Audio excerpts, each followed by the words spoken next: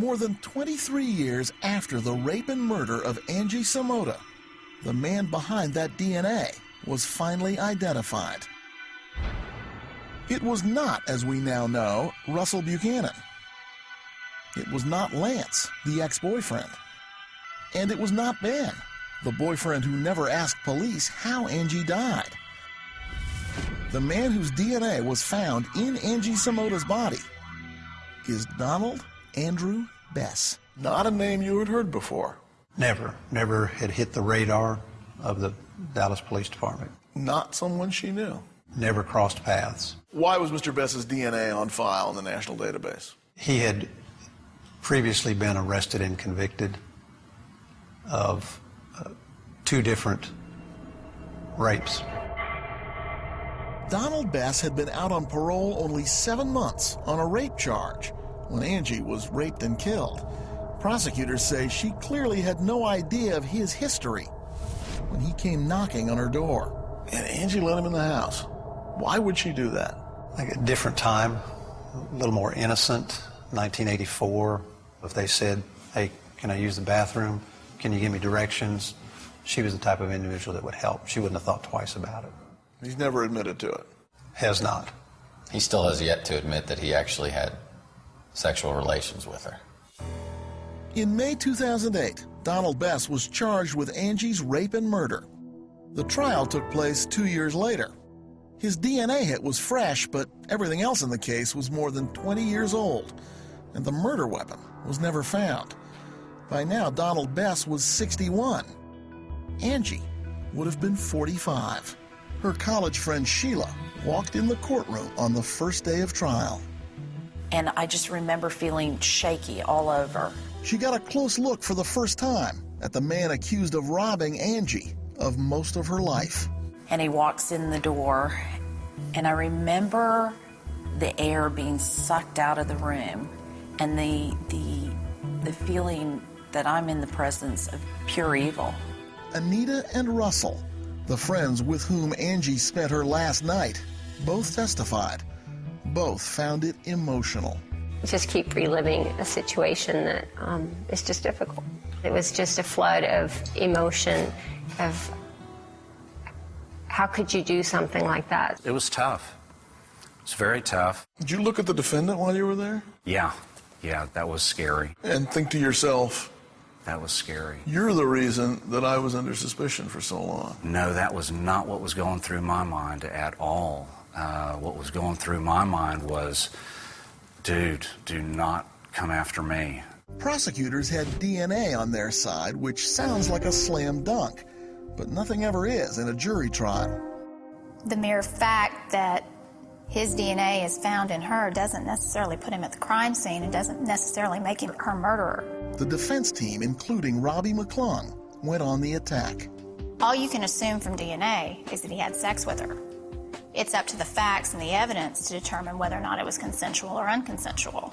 You're going to tell me Angie Samota chose to have sex with convicted rapist Donald Bess? I can't tell you. No one can tell you. No one was there but Angie Samota and Donald Bess. And the defense did the same thing police did in the first hours after Angie's murder. Make her boyfriend Ben a suspect. The man who made that calm 911 call that police found suspicious. To assume that a very intelligent young lady is going to throw the door open to some stranger at 1:30 in the morning to come into her apartment to use the bathroom, but then is so afraid of this person that she picks up the phone and calls her boyfriend. And then hangs up the phone willingly. And yet this is supposed to be the assailant that kills her? It doesn't make sense. You find Ben's actions suspicious? Extremely suspicious. She and the others on the defense team didn't point their fingers only at Ben, but also at ex-boyfriend Lance, at Russell, and at any other man who could have been invited by Angie into her home. It almost seems as if she were overcome by someone she knew, someone in close proximity. Or someone holding a knife, and she was terrified.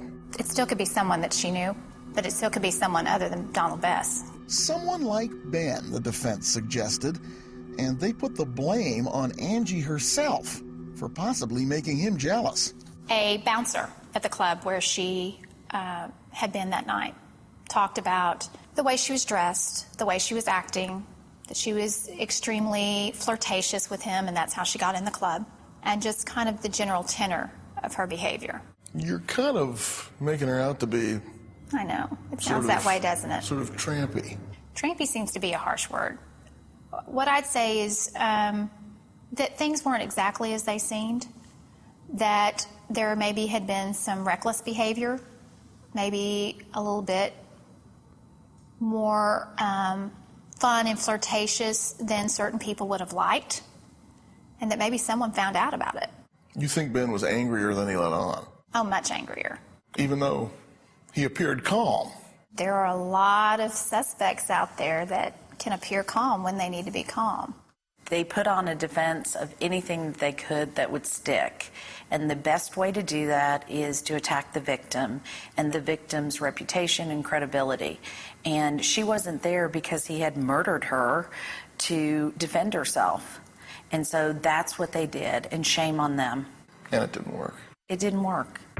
Despite the defense's attack on Angie and its suggestions about the men in her life, the jury deliberated for less than an hour.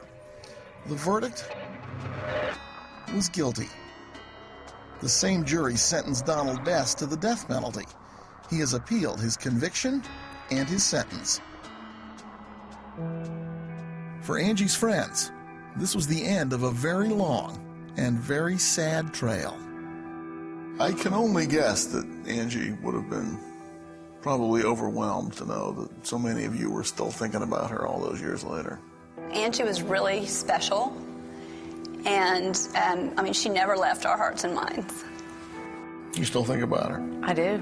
You fought pretty hard to find out who killed her. I did. You should feel some accomplishment at that. I feel that maybe she can rest in peace. She died such a horrific death that she deserved to rest in peace.